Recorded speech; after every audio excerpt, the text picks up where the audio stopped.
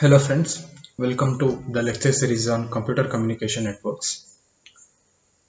So we are discussing the concepts from module 3, that is wireless LANs. So the last part of the wireless LANs, we'll be considering an wireless LAN technology called as Bluetooth.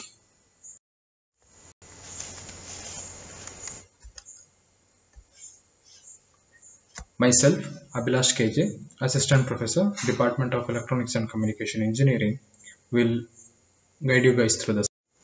So coming to the contents, in this video, we'll be considering the concepts in the background of Bluetooth technology.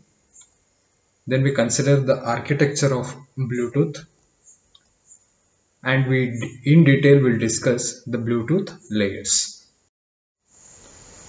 So coming to Bluetooth, Bluetooth is a wireless local area network technology which is basically designed to connect different devices with the different purposes or the functionalities, such as it might be telephones, notebooks, computers, or computers could be a desktop or a laptop, and we have the cameras, printers, many of the devices which supports the short distance communication among themselves, and they are in the short distance range within among themselves. And Bluetooth works on the principle of ad hoc networks.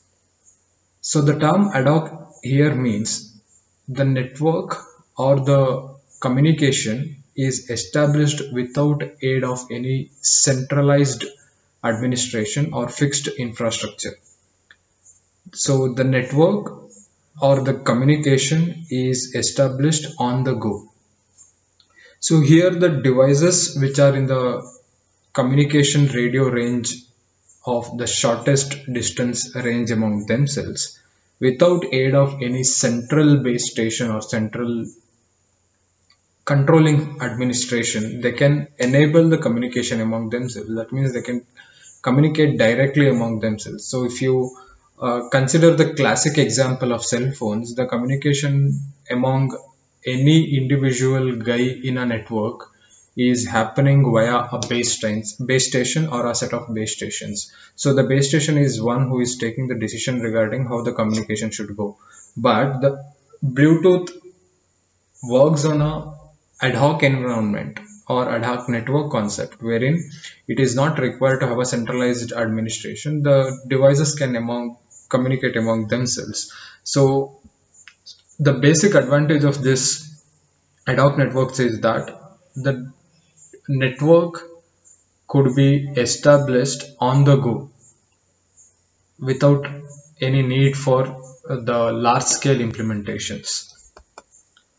So then the Bluetooth LAN, if any of the devices that are in the Bluetooth network, that is Bluetooth local area network, has the capability to has connectivity to the internet, then the internet service could be extended among the devices which are forming a Bluetooth local area network. So the Bluetooth was originally invented and developed by the Ericsson company, by the scientist named Harald Blattand, who is the king of Denmark, and the term Bluetooth is translated to English by the term Blattand. Blattand is translated into English in terms of Bluetooth. So today, many of the application among around us makes use of the Bluetooth technology. The examples such as many of the peripheral devices such as keyboards, wireless keyboards which communicate to the laptop without aid of any wires. We make use of the smart watches. We make use of hands-free Bluetooth earphones. So all are working on this same concept or technology of Bluetooth. So the standard which is defining the Bluetooth technology is IEEE 802.15, so which defines a standard for the wireless personal area network, that is abbreviated as PAN, which is usually operable in the area of the size of the room or hall. So as we have already came across the different standards in terms of Ethernet LAN, and we considered Wi-Fi LAN, and we considered now we are considering wireless PAN area networks. So the major criteria which is defining this particular standard is in terms of the range of their operations. So usually the PAN is defined, or it is developed for situations or environments wherein the size of the room is typically a room, or it could be a hall. So these are the few applications as I have already quoted. So the peripheral devices such as wireless mouses and keyboards. So it could be implemented in healthcare centers wherein the sensors are deployed on the patient's body, and the sensor reads the value and gives it to one particular device which is analyzing this particular sensor values. So it could be implemented in home security devices also, as the range of communication range is pretty much smaller when it comes to home security devices. Sometimes it could be used in the conferences also in order to synchronize their laptops or any gadgets at that particular conference. So next we'll consider the architecture of the Bluetooth technology. So Bluetooth basically supports two types of networks. One is Piconet and other one is Scatternet. This is the architectural parts or architectural types that is supported or that is defined in the Bluetooth. So we'll consider one by one. So Piconets are one, as the name itself indicates. Pico here stands for small. So Bluetooth network is a Piconet, or it is a small network which can have around 8 to up to maximum of 8 stations, out of which there is one primary and the rest are considered as secondary. So here all the secondary stations has to synchronize their operations in terms of the clocks as well as the hopping sequences with respect to the primary station. So the basic communication here happening is in terms of the master and slave. So every Piconet can accommodate around about a maximum of 8 devices, out of which one is considered as primary and rest of the devices are considered as secondary devices, and these secondary devices has to be synchronized with one primary of that particular Piconet. So the synchronization is required in terms of clocking sequences as well as the hopping sequences. Here the term hopping sequence, what exactly it is, we'll discuss more with respect to hopping sequences in the subsequent sections. So as I have clearly mentioned, in every Piconet there is only one primary station that is available. So the rest of the devices are considered as a secondary devices. So even though we have stated that Piconet can have total of 8 devices, out of which one is primary, so you can have 7 secondaries. So additional secondaries could be added in terms of a new state which is referred as a park state. So what exactly is a park state? So park state is a scenario wherein a secondary device is synchronized to primary, but it cannot actively take part in the communication. So until it is moved from the park state to the active state. So the secondary devices which are having an active communication with the primary are referred to be in the active state. So we have a secondary device which is connected to the primary and it is synchronized its clock as well as a hopping sequence with the primary, but it is in the park state, means that it is not active. So in order to have the communication, that secondary device has to make a transition from park state to the active state. So this is the typical Piconet we are speaking of. These devices we are referring it as primary. These are the primary devices we are having, which has an interface which supports the Bluetooth standard, and they communicate to a single primary that is having a control over this entire piconet. So all the secondaries will be communicating to the primary. So any piconet, we have to keep in mind, can have the maximum size of 8, out of which the 7 secondaries I can have and 1 primary can be there. So in case we want to have more number of secondaries, in that state I can have 7 active secondaries. I can have more number of secondaries in terms of park state. So this is one piconet we are speaking of. So secondly, considering the second case, that is a scatter net. So piconet is the smallest network that is possible. So in case two piconets want to communicate, or the collection of multiple piconets could be considered as a scatter net. So the combination of piconets is referred as a scatter net. So there comes a situation wherein, what about the primary and the secondary devices? So a device which is secondary in one piconet could be considered as a primary in the other piconet. Thereby it is acting as a gateway between two different piconets or two different networks. So that particular stations can receive the data from the primary in the first piconet as it is a secondary device, and it can deliver that particular data from the first piconet to all the secondaries that is present in the second piconet. So thus that clearly means a station could be member of two piconets. So this is what the scenario we are speaking of. This is one piconet wherein I have displayed 4 secondaries are present which are connected to a single primary. So this is one piconet.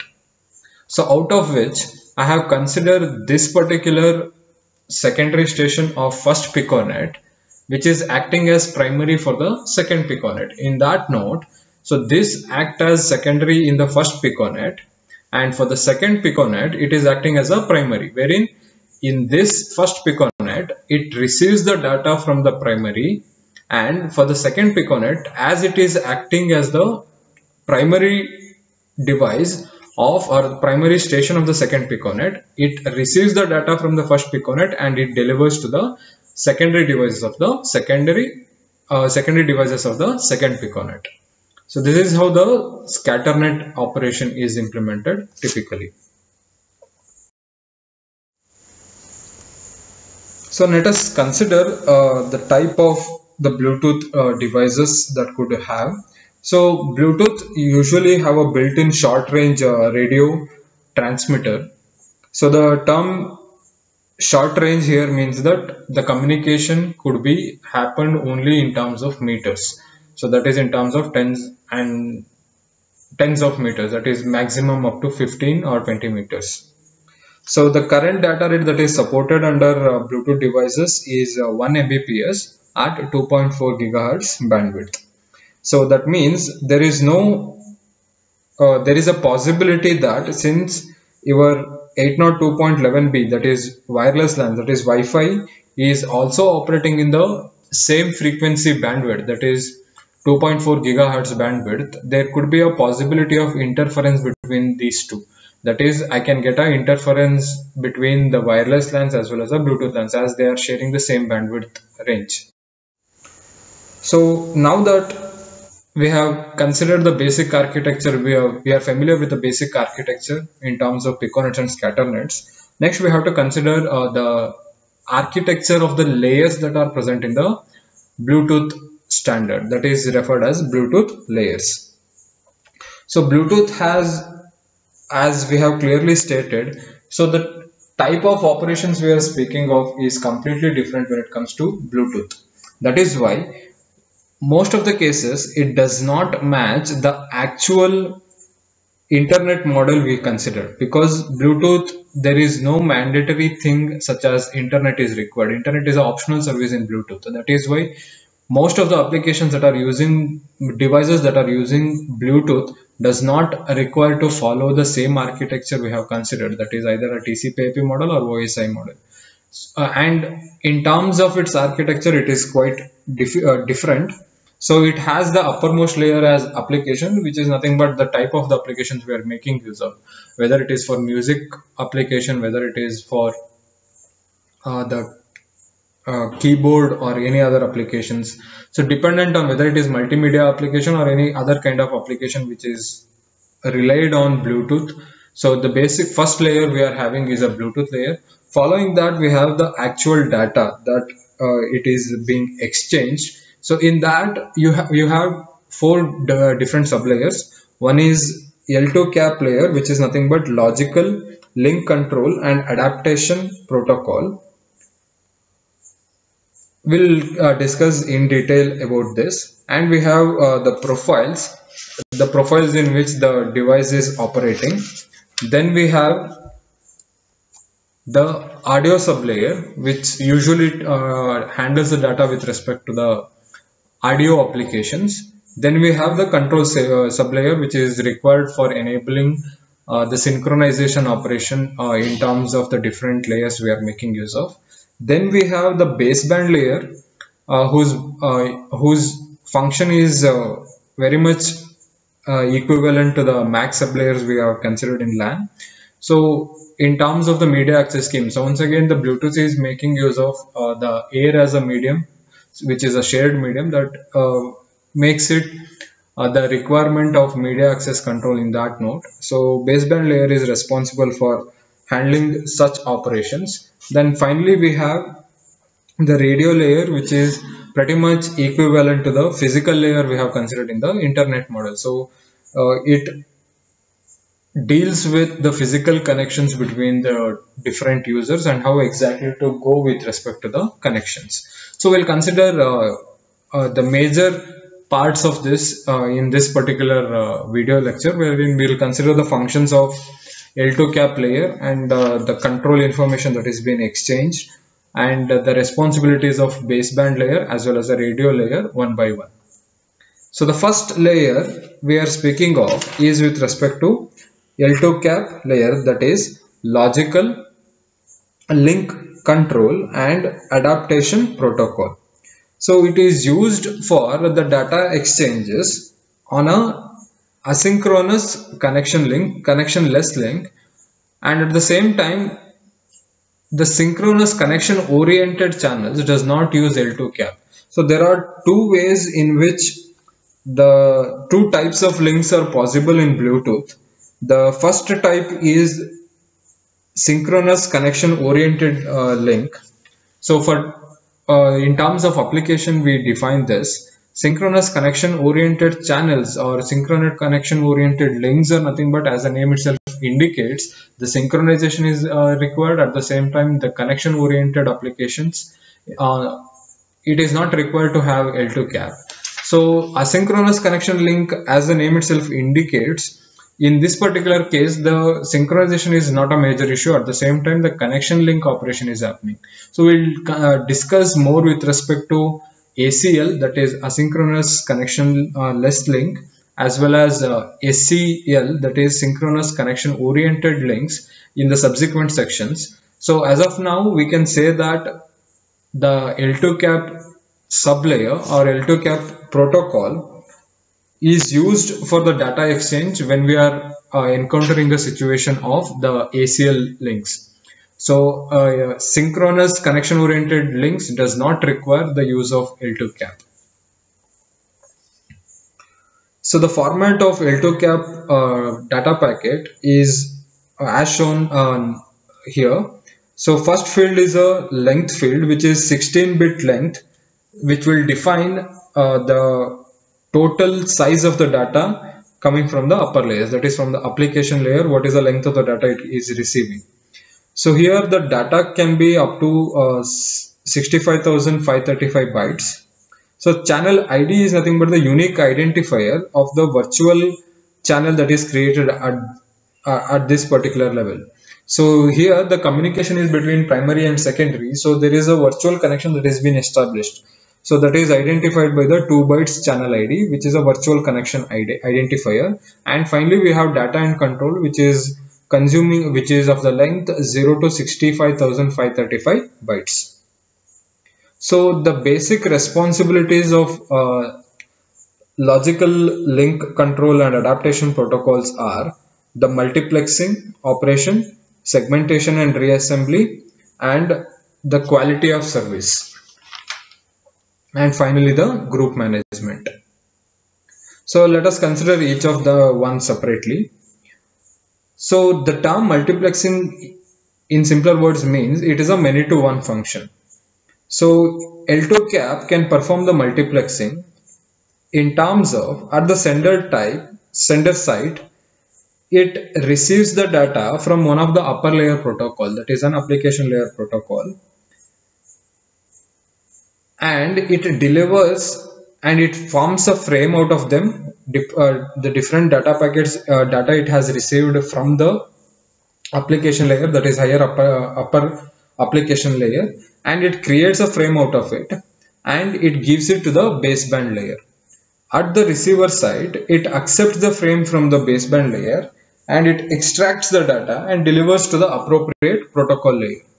So in simpler words, L2 cap is acting as a virtual channel wherein for different upper layer protocols, it receives the data, makes it to one frame and it gives it to the baseband layer.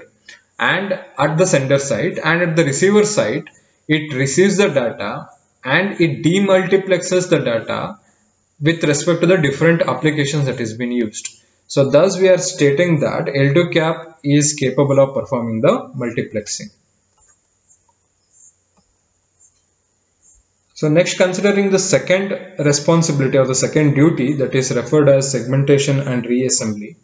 So we have clearly mentioned that the maximum size in the data for packet format of L2 cap, we mentioned that so the maximum data you can store in the baseband layer, the payload field of the baseband layer is 2774 bits or 343 bytes. So which will include the 4 bytes which is used for the packet, define the packet and packet length. So thus the packet appearing from the upper layer can be only the maximum of 339 bytes. So we consider a total of 343 bytes from the upper layer for the baseband. So out of which, so the 4 bytes are used for the packet definition as well as the packet length. Thus the data maximum size of the data packet could be 339 bytes. But most of the applications layers, it can send the data packet up to 65,535 bytes. So on that note, L2 cap divides these large packets from the application layer into smaller fragments and it adds the additional information regarding the location of these particular segments or the fragments in the original packet for the reassembly. So the L2 cap layer at the sender side is responsible for segmentation. So it divides the larger packet into a smaller segments. At the receiver side, it is responsible for reassembling that particular application packet for a individual application. So the next duty we are speaking of with respect to the quality of service. So the quality of service is nothing but it is measure of the performance metrics of the communication or the service that is being provided. So the Bluetooth supports the quality of service level in terms of levels. Now, if the no quality of service, the quality of service is a large concept. It is measured in terms of throughput, packet delivery ratio, packet drop ratio, and efficiency of communication, and there are multiple parameters with related to QoS. Will not go in detail with respect to that. So coming to the Bluetooth, if the Bluetooth is not defined any of the quality service level, in that particular case Bluetooth by default will select the best effort service. So that is nothing but which will do the best performance under any of the circumstances. So the last duty of the Bluetooth layer is referred as group management. As we have clearly mentioned, Whether it is a piconet or scatternet, it is nothing but a group of devices that are connected together, which are capable of participating in the short range communication. So thus L2 cap will allow to create a type of logical addressing among themselves in terms of which piconet it is belonging to or which scatternet it is belonging to. So it is very similar to the concept of multicasting. So if 2 or 3 devices can be part of the multicast group wherein it can receive the data from the primary. If primary want to communicate, for example, I have 7 secondary devices, out of which for 3 secondary devices I have to convey some information, and 4 secondary devices I have to convey some information. In that node it can create 2 different groups. So the information intended for first group is multicasted, as well as the information required intended for second group is multicasted. So on that note, your L2 cap sublayer facilitate the concept of group management. So next we will consider the second sublayer or the third layer in the Bluetooth architecture, which is referred as baseband. So the baseband layer is pretty much equivalent with respect to the MAC sublayer we have considered in the LAN. So the responsibility of the MAC sublayer is in terms of the media access control. So how to access the medium, how to control the media, and how to control the access mechanism that is used in MAC. All these responsibilities comes under the MAC sublayer. So subsequently, with respect to the Bluetooth layers, baseband layer is responsible for handling all such operations. So here in Bluetooth, the access method that is used is TDMA, that is time division multiple access. So I'll not try to elaborate much on TDMA. So in simpler words, TDMA is nothing but, as the name itself indicates, when multiple stations are using the same shared media, so they are accessing the media in terms of the different time slots that is being provided for them. Station A can communicate in slot 1, station B can communicate in slot 2. So on that note, every individual station is given a slot. In that slot itself, they need to communicate.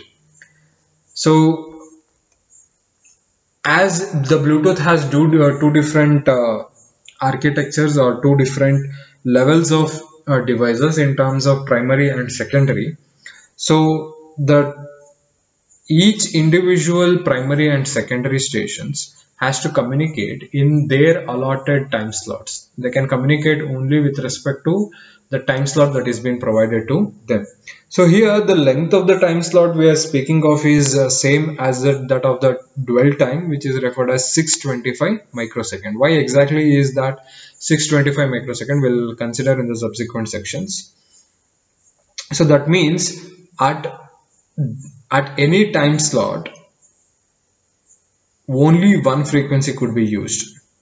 If a primary is sending a frame to the secondary, or the secondary is sending to the primary, the communication has to happen by making use of a single frequency.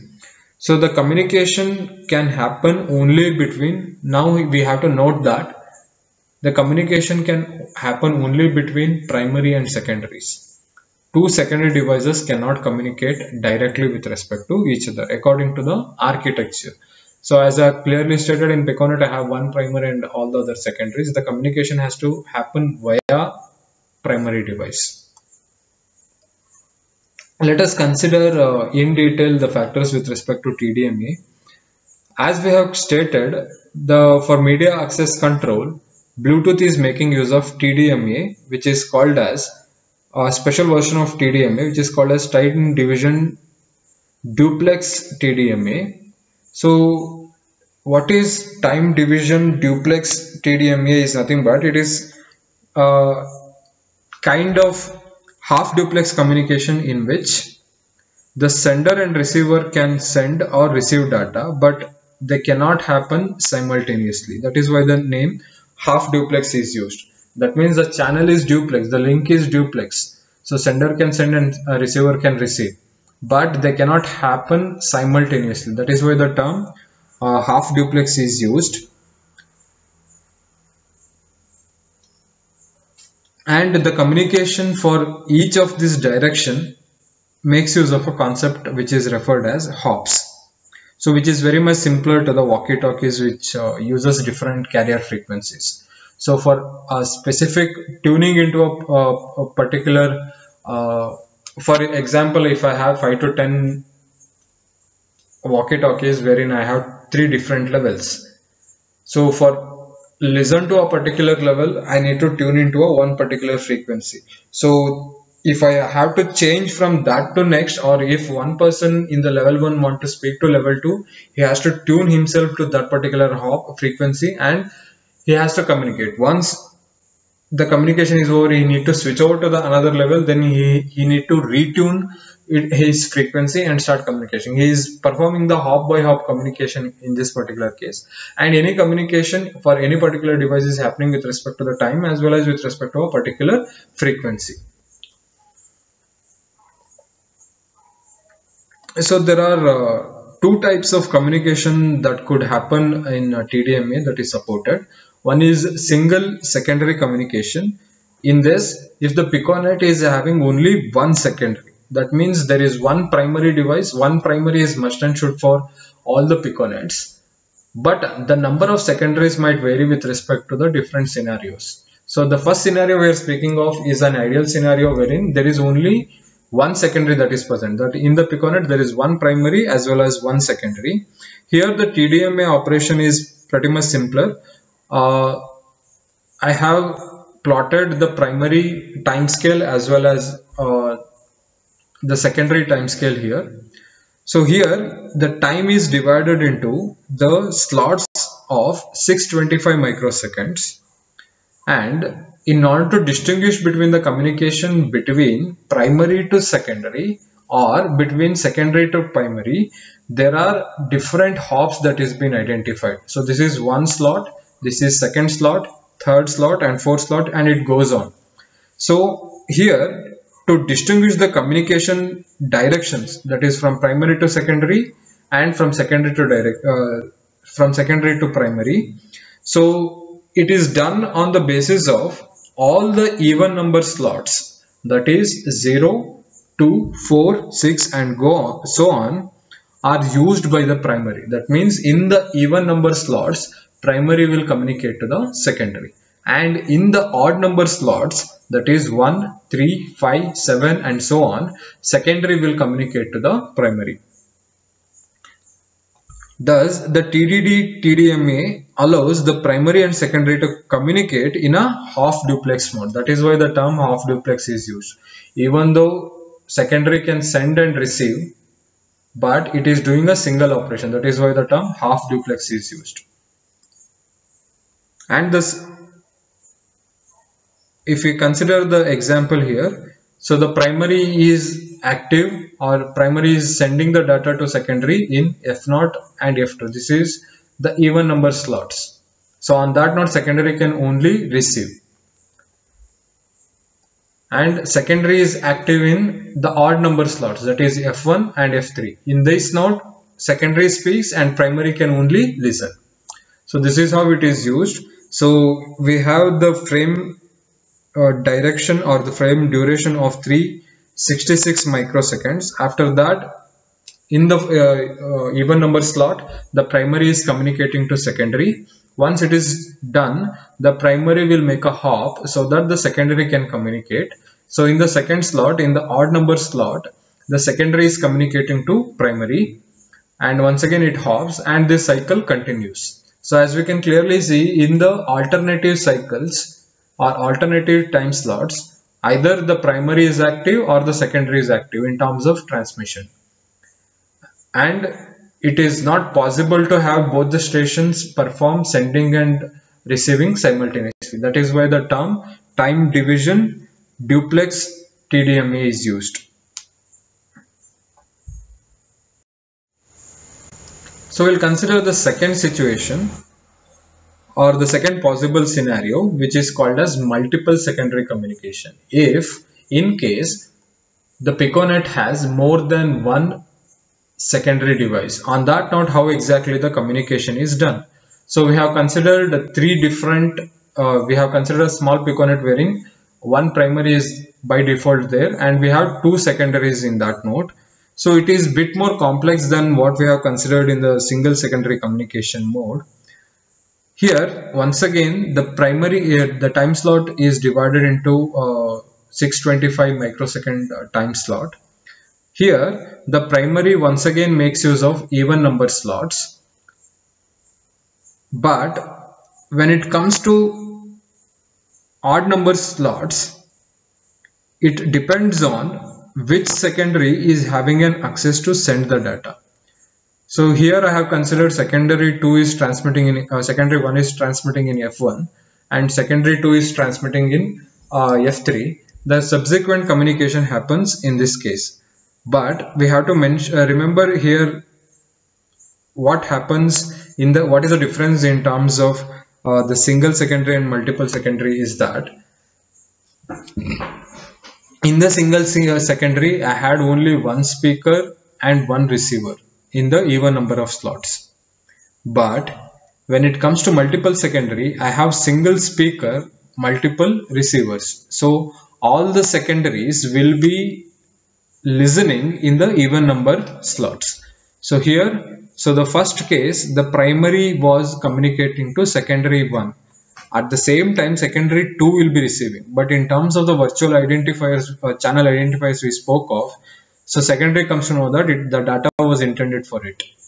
But in the odd number of slots, only the stations which has the right to send, the secondary station which has right to send can send the data. So in the odd number slot 1, the secondary 1 is communicating to primary. In the next slot, the data was sent to secondary. In that node, secondary 1 also will receive, but since the data is not intended for it, it will not decapsulate the information, but secondary 2 is capable of decapsulating.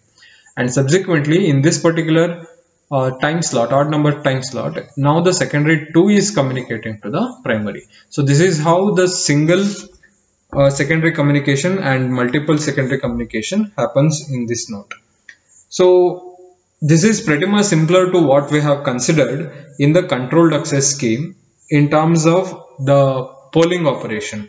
So here we make use of poll and select operations with reservations. Both poll and select is possible.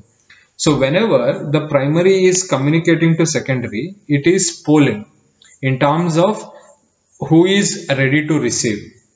So the next time slot is given to that particular secondary who has polled in the previous slot when the primary spoke to that particular station. Thus, when primary initiates the communication, it also asks the secondary devices to make a reservation for the next slot.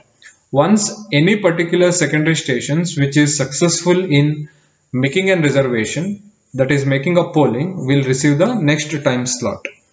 So if the secondary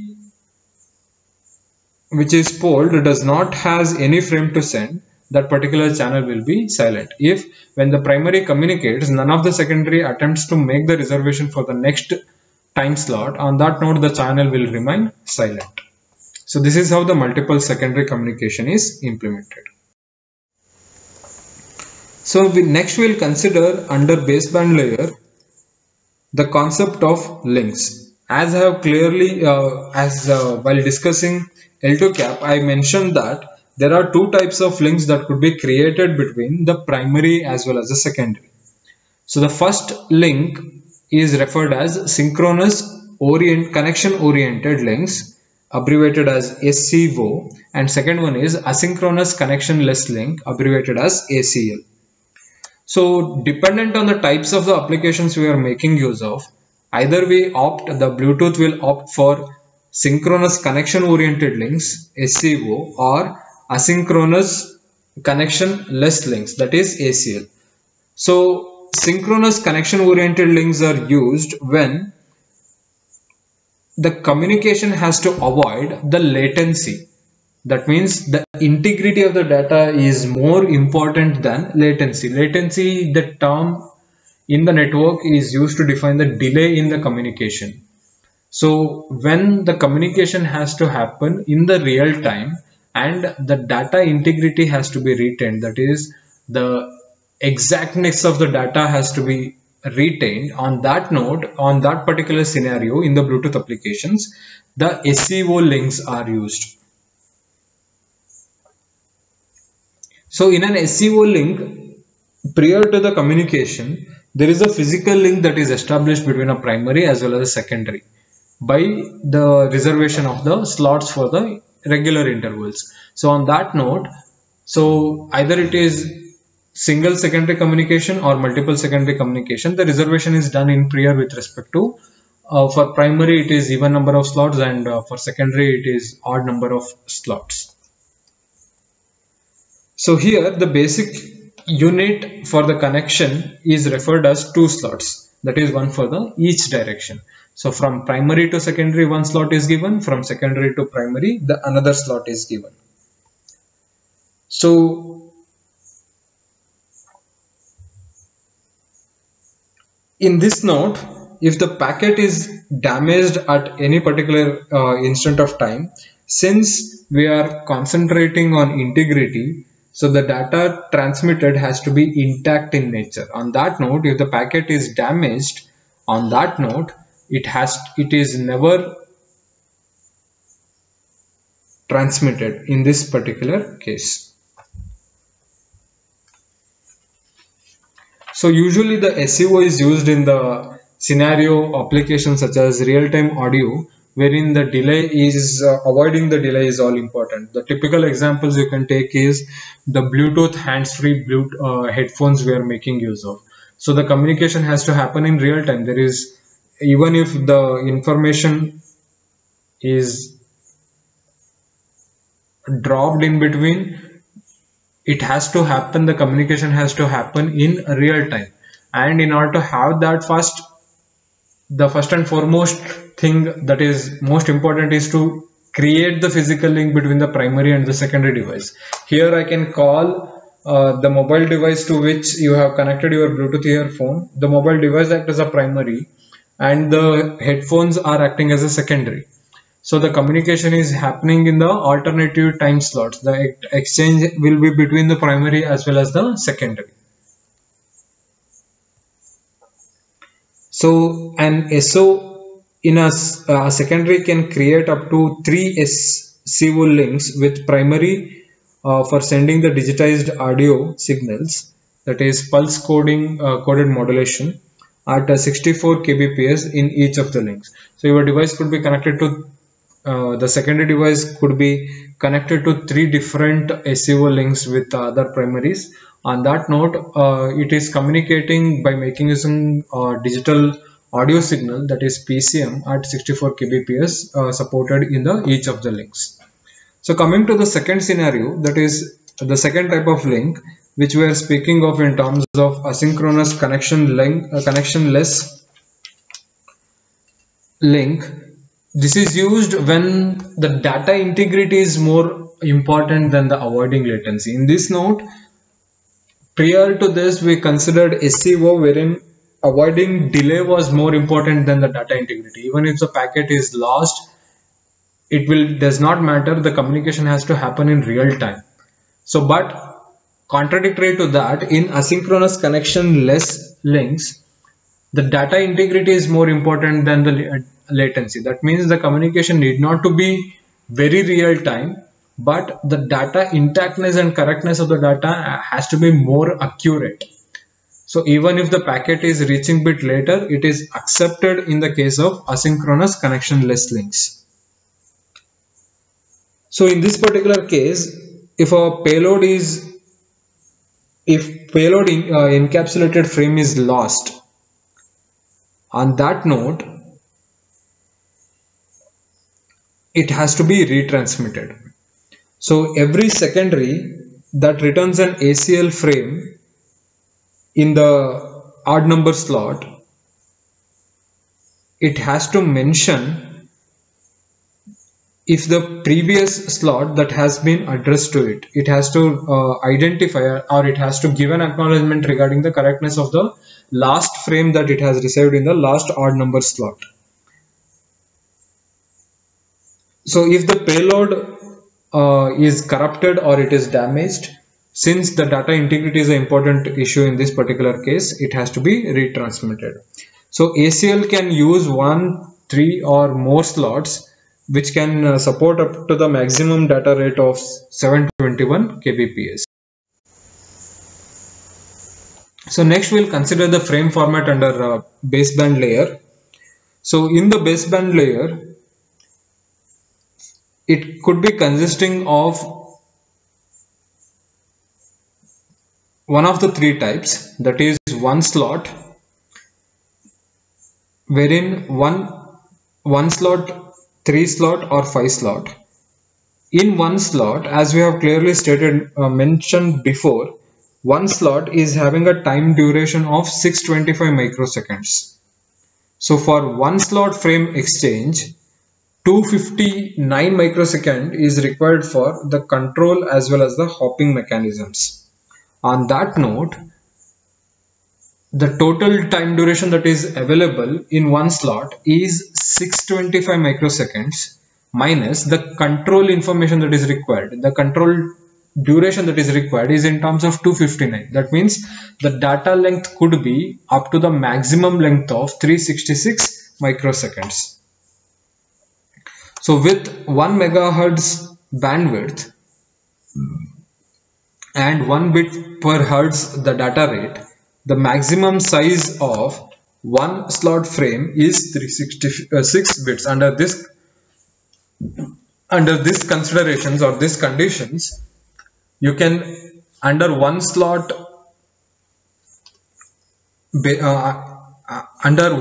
frames, one is capable of sending 366 bits.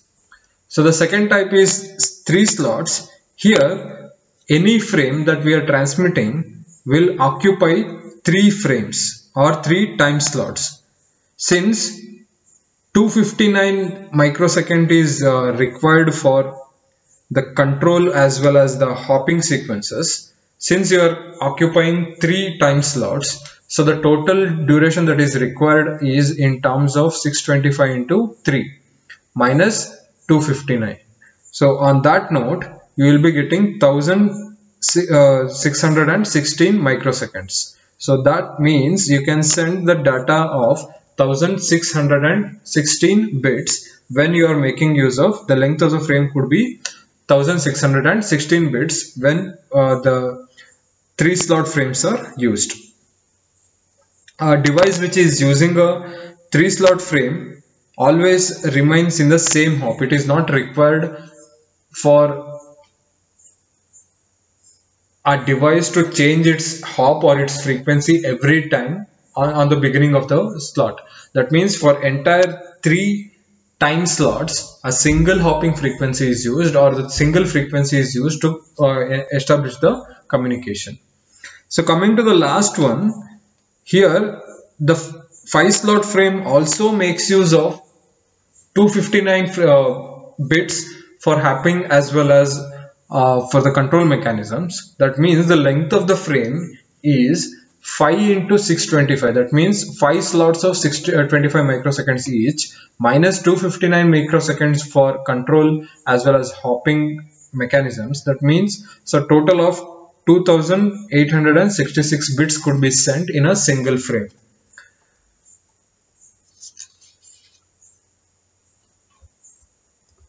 Next we will consider the frame format types. So the frame format consisting of the 3 major fields: access codes, headers, and the payload. Access codes, headers and payload. So access code is of 72-bit length, which is usually having the information with respect to the synchronization bits as well as the identifiers that is used for the individual primary to distinguish the data from one piconet to the another piconet. And the second field is header, which is having a 54-bit field which is a repeated 18-bit pattern, wherein each of the pattern will have the following subfields. First one is address, which is of the 8-bit length, in which is of 3 bits. Sorry, the address is of 3-bit length, which is defined up to the maximum secondaries of 7. So the address bit is of 3 bits only because the maximum number of secondaries that could be supported is 8. So we can count from 0 to 7. That is why each individual station is identified by 3-bit address. If the address is 0, then it is considered as a broadcast communication from the primary to all the secondaries. And the second subfield under header is a type, which is a 4-bit subfield which define the type of the data that is coming from the upper layer. So we'll consider what exactly is the type of the data in the next subsequent section. Next we have the field F, which is 1-bit subfield, which is used for the flow control mechanism. If the F value is set to 1, which will indicate that device is unable to receive the more frame as the buffer is full. The flow control mechanism is nothing but the synchronization between a sender and a receiver data rates. So sender can send the data only at the data rate less than or equal to the data rate of the receiver. So if the F value is set 1, that clearly means the receiver is unable to receive the more frames as its buffer is full. Then we have the next subfield, which is A, which accounts for acknowledgement, which is a 1-bit field. So as the Bluetooth uses stop and wait ARQ, so 1 bit is sufficient for acknowledgement. So acknowledgement sent or acknowledgement is not sent. So only 1 bit is required for that node. So the next subfield is sequence number. The sequence number is used for the purpose of stop and wait ARQ. So the sequence number will indicate the next frame that is required. So each frame can have even or odd numbers in terms of 0 and 1. So on that note, the sequence number value here required is also of this single bit length. And finally we have the last field, which is HEC, stands for the checksum field, which is header error correction subfield, which is a checksum that is used to calculate the errors that is present in the 18-bit header section in this particular entire data.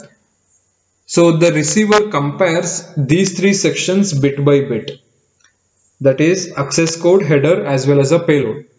If the corresponding bits are the same, then the bit is accepted, else the majority opinion is used. In this node, it is a kind of the forward error correction mechanism that is being used, as it is used only for the header, and at the same time it is a double error control is required because of the nature of the communication. The nature of the communication involves the communication between a sender as well as a receiver.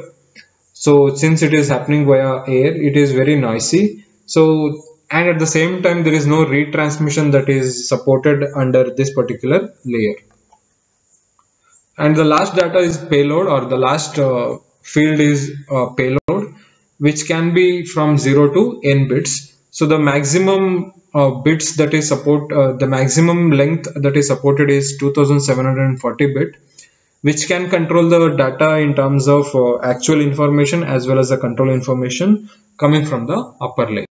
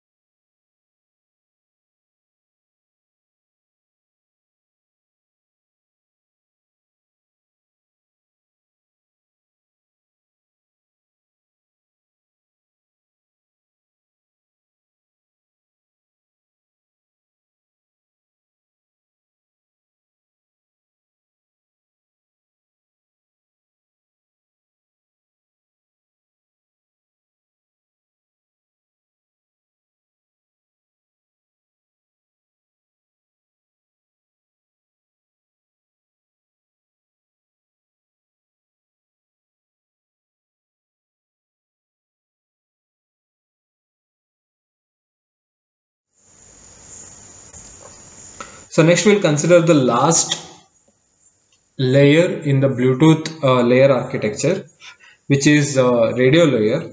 As we have previously quoted, the responsibility or the functionality of radio layer is very much similar to that of the physical layer that is considered in the internet model. Here the Bluetooth devices are the low powered devices which can support which can have the maximum range of 10 meters. So here as the physical layer deals with the electrical properties of the physical medium that is being used and the type of the connection it is being used, we have to evaluate the performance in terms of the same parameters. So the radio layer has the band, the frequency band in the range of 2.4 gigahertz ISM, industrial, scientific and medical frequency band, which is divided into 79 channels of 1 megahertz each.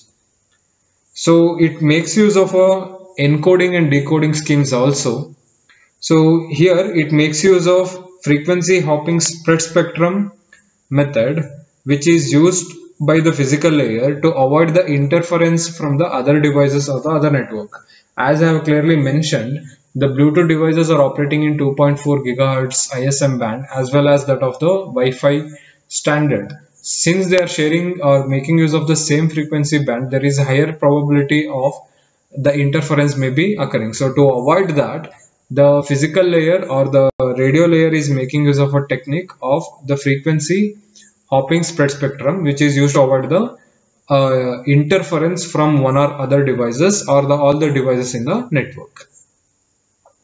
So at the same time, Bluetooth changes the frequency, that is hops, 1600 times per second, which means each time the device is changing its modulating frequency 1600 times per second. So to avoid the interference. So that clearly means each device is using a frequency for only the 625 microseconds before it changes its frequency to other frequency though. So this particular duration is called as dwell time, which is equal to 625 microseconds. So the last concept with respect to the radio layer is in terms of the type of the modulation that is being used. So to transform the bits into the signal, Bluetooth is making use of extended version of FSK, that is frequency shift keying, which is called as FSK with Gaussian bandwidth filtering, that is GFSK. In this particular case, GFSK usually has a carrier frequency. The bit 1 is represented by the frequency deviation above the carrier and bit 0 is represented by the frequency deviation below the carrier.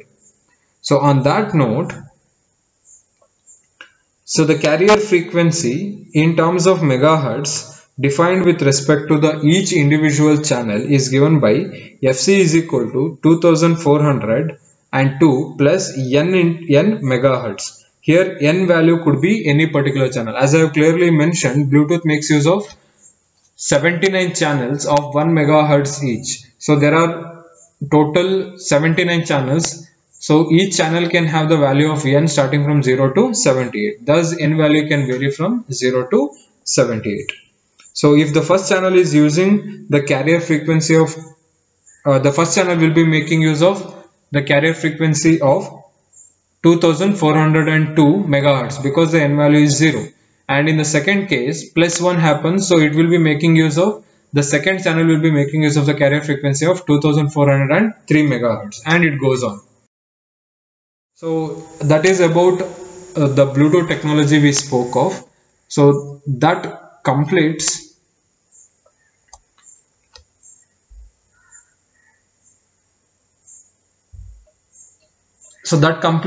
the wireless LANs portion of module 3, wherein we have considered the concept from 802.11 project in terms of its architecture, physical sublayer, the MAC sublayers. We considered individually the responsibilities of the MAC sublayer as well as the standards that is defined in physical layers, and we also considered the concept of the personal area network in terms of IEEE standard, that is Bluetooth 802 802.15 standard. The once again the architectural part of it, and how exactly the Bluetooth layers are organized, and what is the responsibilities of each individual layers in this particular video lectures. So that will end the video lecture series on wireless LANs from module 3. So in the coming video we'll consider the next topics in terms of the connecting devices that are used